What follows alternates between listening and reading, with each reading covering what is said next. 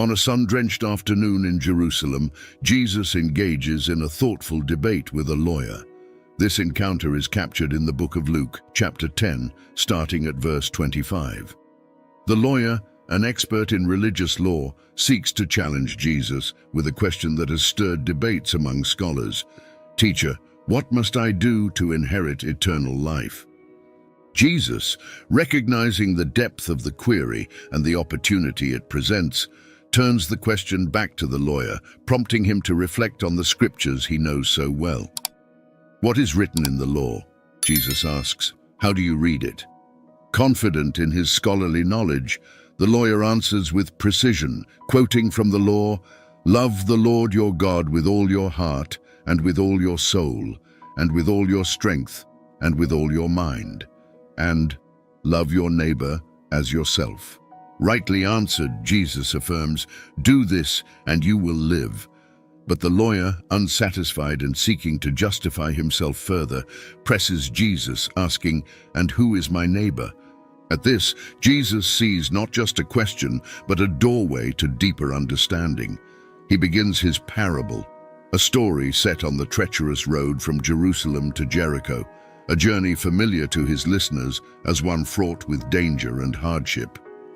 A man was going down from Jerusalem to Jericho, Jesus says, drawing his audience deeper into the narrative, setting the stage for a profound exploration of mercy, justice, and the true meaning of neighborly love. The road from Jerusalem to Jericho winds down a narrow, rocky path, notorious among travelers for its dangers. As Jesus narrates, his audience pictures a lone traveler making his way along this treacherous route. The sun beats down harshly, casting deep shadows across the path, shadows where danger often lurks. As the traveler descends, a sudden rustle breaks the silence, and he is ambushed by robbers.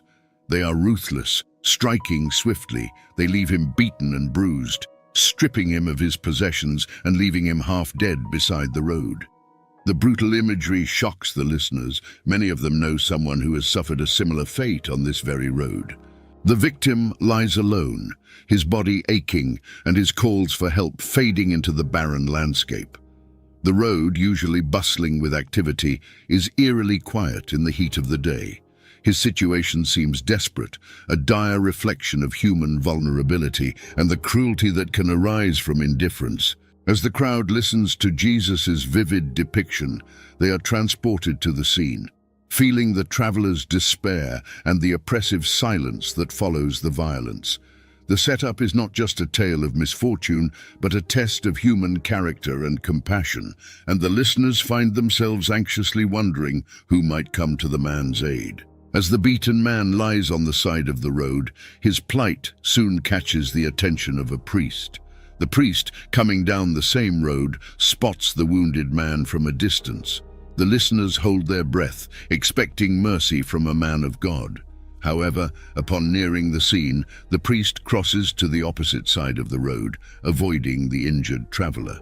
His actions, guided by concerns over ritual purity or personal safety, disappoint the onlookers. Soon after, a Levite, another religious figure, approaches. The crowd's hope is reignited. Surely this servant of the temple will offer assistance.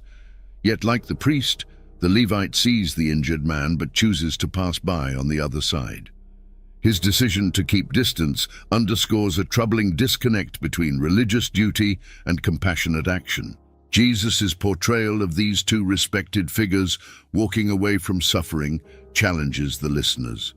The crowd is stirred by the stark contrast between expected behavior and actual responses. Murmurs ripple through the group as they grapple with the implications of the priests' and Levites' actions, questioning their own responses to those in need. The tension builds as the parable unfolds, setting the stage for an unexpected twist. The crowd, now deeply engaged, waits eagerly to see if anyone will demonstrate the compassion that the priest and Levite withheld.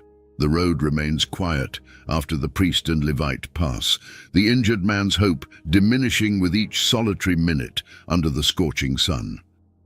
Just as despair seems to take hold, the sound of approaching footsteps stirs the air.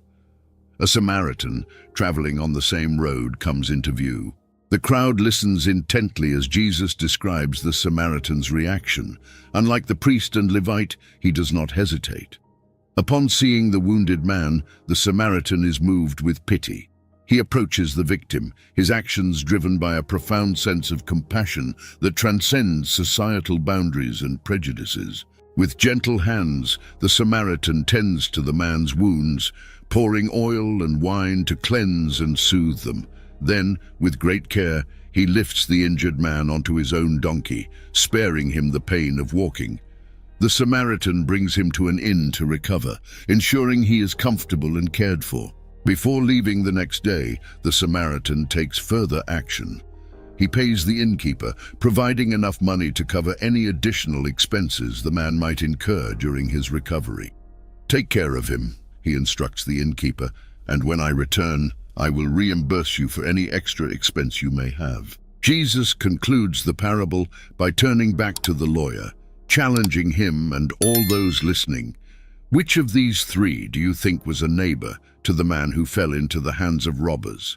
The simplicity and power of the question resonate deeply with the audience. The lesson is clear. True neighborliness isn't about social status or religious identity, but about the willingness to show mercy and compassion.